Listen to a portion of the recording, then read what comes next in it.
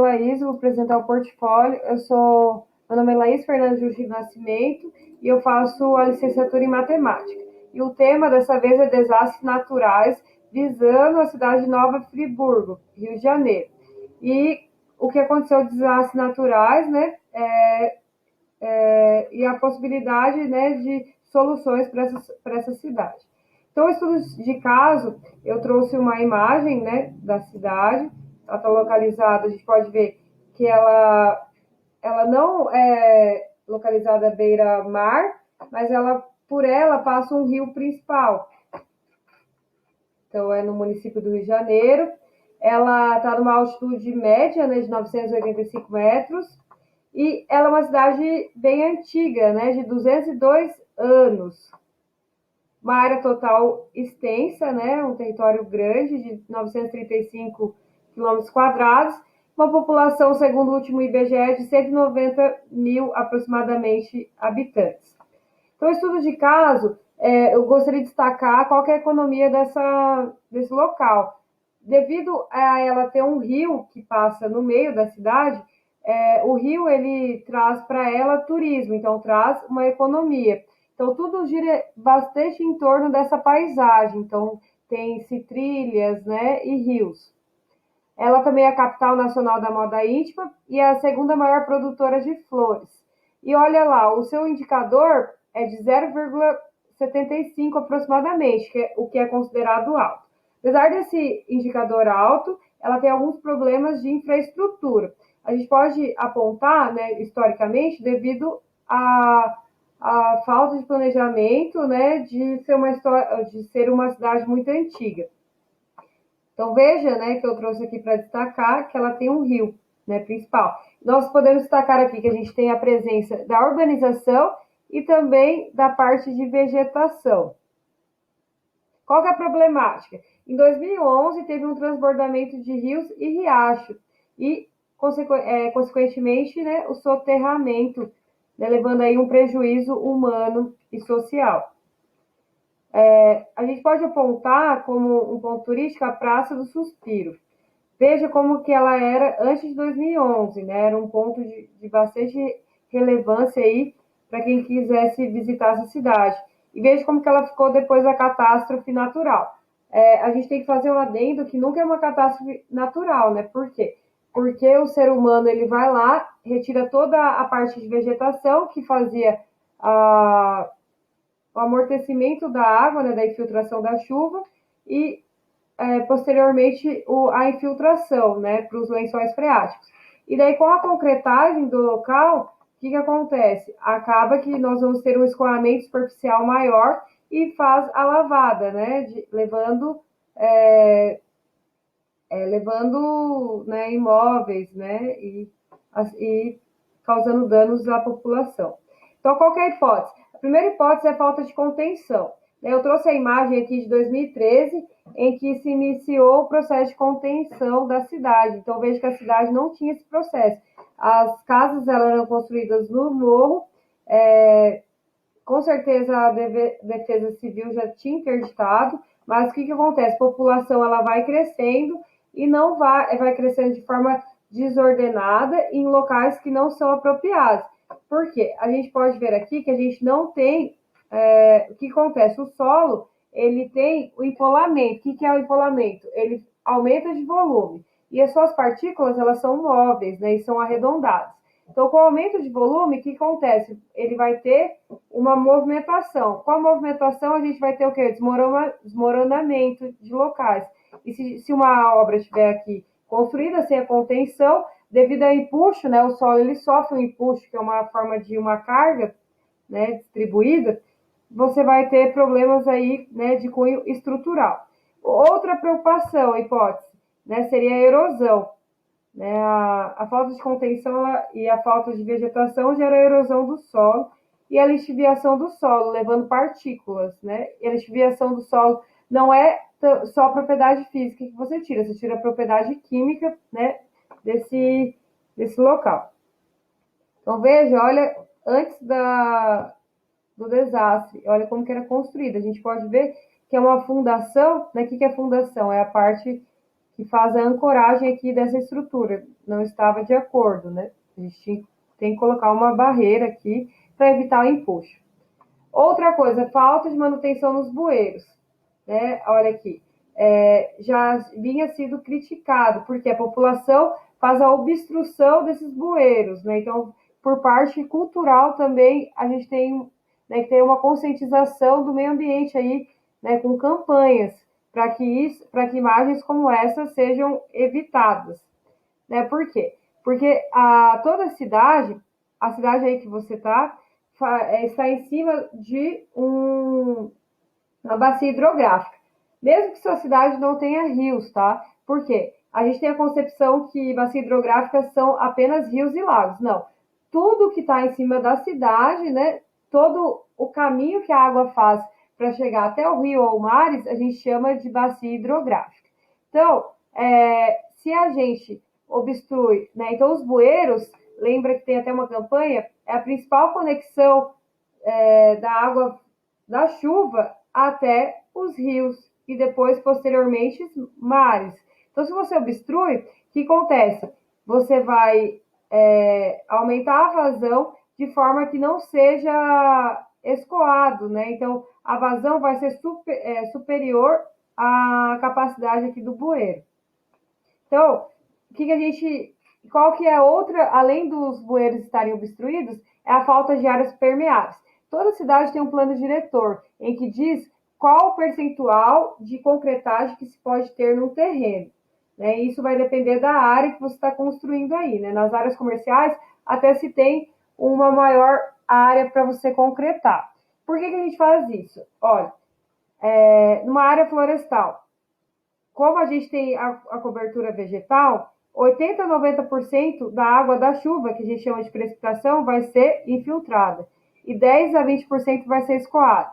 Já na área residencial, como a gente tem um aumento de concretagem de áreas impermeabilizantes, nós vamos ter 50% a 60% de infiltração, né? Vai vir para os lençóis freáticos, e 40% a 50% vai ser escoamento, né? Veja que é no sentido horizontal, e aqui é no sentido vertical. Já se poderia trabalhar aí o plano cartesiano.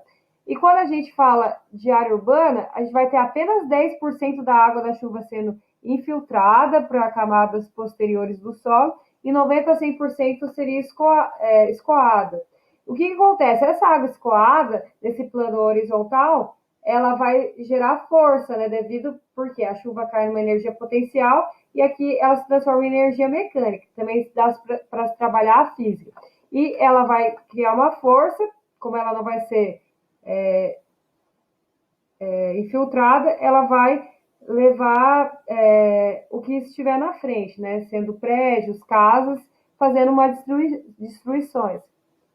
Então, nós podemos trabalhar também o empuxo. O que é o empuxo? Empuxo ele é um tipo de força, né? Que ele é sempre contrário à força da gravidade. E como que a gente acha? O peso menos o empuxo é igual a massa vezes a aceleração. Então, a gente pode associar aí a segunda lei de Newton, né? Que força é igual a massa vezes a aceleração. Outra característica que a gente pode colocar matematicamente, que a vazão total é a vazão do escoamento superficial, mais do subsuperficial e mais da secção do riacho, ou rio, ou mar, né? Então, dá para a gente colocar índices aí. O que é importante, né, para que a gente tenha uma prevenção? É sempre fazer o estudo do que, então? Eu falei de precipitação, de chuva. Então, a gente tem que fazer um histórico, quando vai fazer o planejamento de uma cidade, dos índices de chuva, para ver se a capacidade dos bueiros é de acordo, né, com os índices de chuva. E como que a gente faz? A gente pode fazer através desse programa Pluvio, é um programa feito pelo Instituto ANA, a gente coloca aqui o estado e a cidade. E aqui vai ter as médias históricas de chuva da sua cidade. E a partir desses parâmetros, né, a gente consegue fazer dimensionamentos de projetos pluviais. Então, é muito importante, né, esses institutos. Por quê? A vazão total de uma cidade é 0,278, é dado por essa fórmula. O que é esse 0,278? É um método empírico, ou seja, né, ele foi feito através de comparações. Vezes C, que é o coeficiente de escoamento superficial. Esse coeficiente de escoamento superficial é maior em áreas que são de são menores, né, em áreas que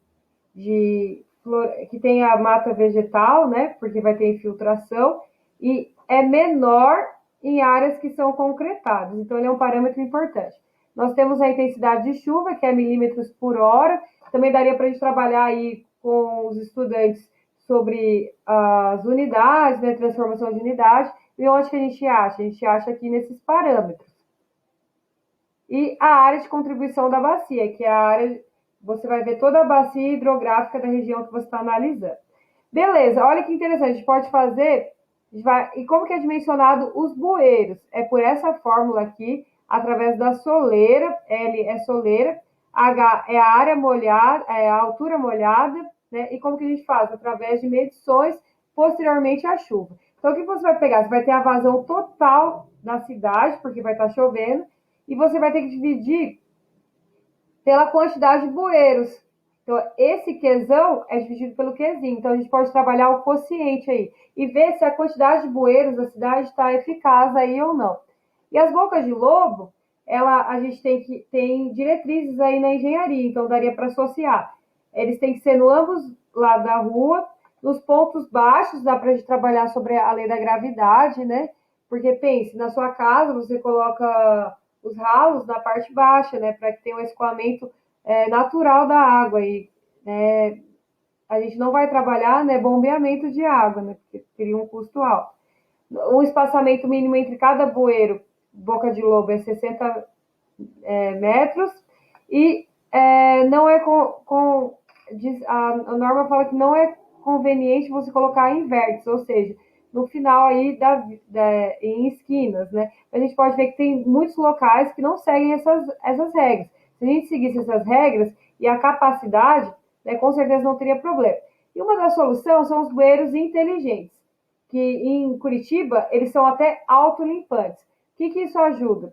Isso ajuda para que quando um bueiro esteja obstruído, né, não se tenha que ter uma paralisação e que funcionários tenham que ir lá limpar. Esse bueiro ele faz essa limpagem sozinho. Então pense que são manutenções que vão trazer o que para a população? O menor custo, né, porque como ele é automático, né, não precisa, né, em dias chuvosos, que você faça sempre essa verificação. Você pode fazer uma verificação mais postergada. Aqui é um projeto, daria para a gente trabalhar linhas, né, linhas de influência com o aluno e a quantidade de bueiro. Além disso, há um gráfico, né, porque aqui está a representação gráfica. Aqui está escrito a dimensão dos canais, né, a inclinação, e o L é sempre o comprimento. Veja que aqui no final, né, nós temos vários bueiros e aqui está a representação de um rio. O que a gente coloca sempre para interligar os bueiros, o último bueiro ao rio? A gente coloca um dissipador de energia. A gente pode trabalhar aqui física e matemática. Por quê? Como que é o dissipador? Você vai colocar pedras em que elas estão conectadas por um concreto ciclópico, né, a gente chama. Por que concreto ciclópico? Porque você vai fazer a mistura, né, da pedra ali com o concreto, sem pensar muito no traço. O que é o traço? É a proporção, né, de componentes aí que faz parte do concreto. E qual que é a função dele? Ele vai amortecer, né? Então pense que a água está vindo numa velocidade e essa barreira natural vai amortecer, vai dissipar a energia da água. Beleza. Então, qual seria a solução, né, que Nova Friburgo encontrou? A parceria entre o Japão e o Brasil. Eles pegaram, né, itens lá que são eficazes. O Japão, a gente sabe que o Japão é muito planejado, e trouxeram para cá. Então, isso foi chamado de projeto GITS. E ele está nas 3 esferas, né? E veja que englobou outras cidades. Então, por isso que é legal esses projetos de integração. Então, foi feito medidas estruturais, por exemplo, contenção, mapa de perigo e risco, que é a engenharia ambiental, monitoramento e alerta, o plano de contingência, né, que é sempre você pensar no futuro, e o planejamento urbano. O principal é o planejamento urbano, né, mas veja que tudo isso integrado faz uma cidade que a gente chama de cidades inteligentes. O segundo estudo de caso, eu trouxe a minha cidade, que é Guaíra. Ela foi fundada em 1951, né, aqui está a localização dela, e qual é a característica dela que a gente pode comparar aí? Que ela tem um rio que, né, nas proximidades, nas suas margens, né, no seu território. É o Rio Paraná.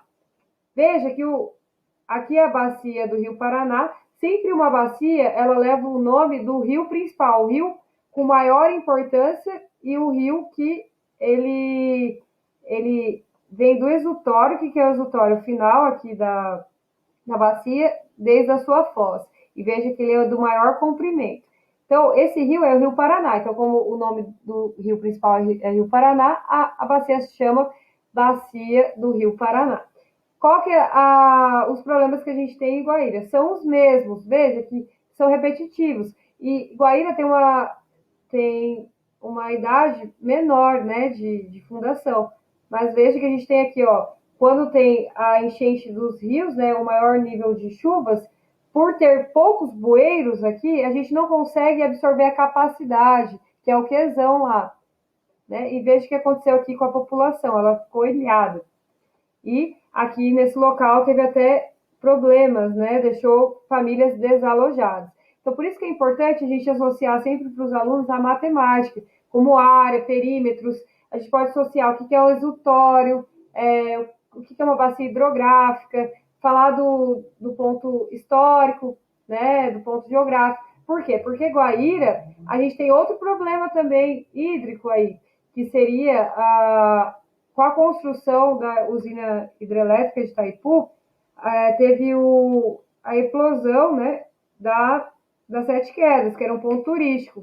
Veja que hoje, com a engenharia que a gente tem hoje, não seria necessário. E o que aconteceu com Guaíra? Ela perdeu o perfil econômico dela, né?